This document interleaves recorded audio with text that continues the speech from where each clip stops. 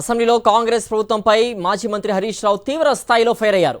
ప్రజాస్వామ్యాన్ని కాంగ్రెస్ పార్టీ కూని చేసిందంటూ విమర్శించారు. ప్రధాన ప్రతిపక్షానికి కనీసం మాట్లాడే అవకాశం కూడా కల్పించలేదంటూ దుయ్యబట్టారు. అబద్ధాలు చెప్తూ గోబెల్స్ ప్రచారం చేసిందన్నారు. ప్రతిపక్షాలు మాట్లాడుతూ ఉంటే తమ గొంతు నొక్కే ప్రయత్నాలు చేశారంటూ మాజీ మంత్రి హరీష్ రావు ఆరోపించారు. బీఆర్ఎస్ పార్టీకి కనీసం రెండవ వ్యక్తికి అవకాశం ఇవ్వలేదు, క్లారిఫికేషన్ కూడా అవకాశం ఇవ్వలేదు. క్లారిఫికేషన్కి అవకాశం ఇవ్వకపోవడమే కాక మేము ప్రొటెస్ట్ తెలియజేస్తాము. ప్రొటెస్ట్ అనేది it is the right of the member, it is the right of the opposition. కానీ ప్రొటెస్ట్కు కూడా అవకాశం ఇవ్వకుండా సభను వాయిదా వేసుకొని ప్రభుత్వం పారిపోయింది. ఈరోజు ఇది చాలా దురదృష్టకరం.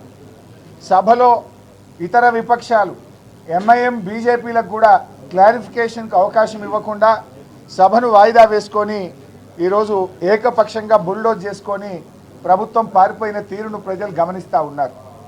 చెప్పేదేమో శ్రీరంగ నీతులు, చేసేదేమో ఏందనేది ఇలా ప్రజలు గమనించారు. ఎందుకు ప్రభుత్వం భయపడ్డది? ముఖ్యమంత్రి గారు చాలాసేపు మాట్లాడుతూ స్వీపింగ్ రిమార్క్స్ చేశారు. అన్నీ కూడా సత్యదూరమైనటువంటి విషయాలు చెప్పారు. అబద్ధాలను, గోబల్స్ను చెప్పే ప్రయత్నం చేసినారు.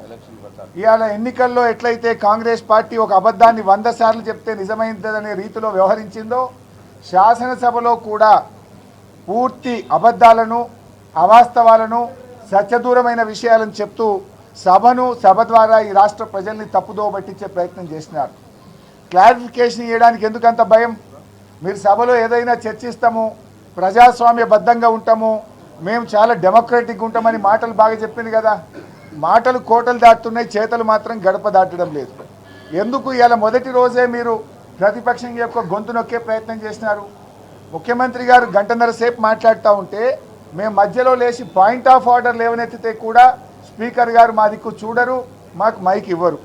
అంటే ముఖ్యమంత్రి గారు మాట్లాడినంతసేపు మాకు కనీసం మేము పాయింట్ ఆఫ్ ఆర్డర్ అడిగినా, క్లారిఫికేషన్ అడిగినా మాకు అవకాశం ఇవ్వలేదు. సభానాయకుడు మాట్లాడినాక మీకు అవకాశం ఇస్తామన్నారు. అవకాశం ఇచ్చి మేము మాట్లాడకముందే 3 నిమిషాల్లో 3 సార్లు మైక్ కట్ చేసి మాట్లాడకుండానే సభ వాయిదా వేసుకొని ఇలా పారిపోయిన తీరును ప్రజలు గమనిస్తూ ఉన్నారు. అంటే వాళ్ళు ఇలా పూర్తి అన్డెమోక్రటిక్గా వ్యవహరించినారు. సభలో ప్రతిపక్షం యొక్క గొంతు నొక్కే ప్రయత్నం చేసినారు. తమ తప్పులు ఎక్కడ ఎత్తి చూపుతారో అని చెప్పి ప్రతిపక్షాలను మాట్లాడనీయకుండా ఇలా పారిపోయినటువంటి పరిస్థితి మనం చూస్తూ ఉన్నాం.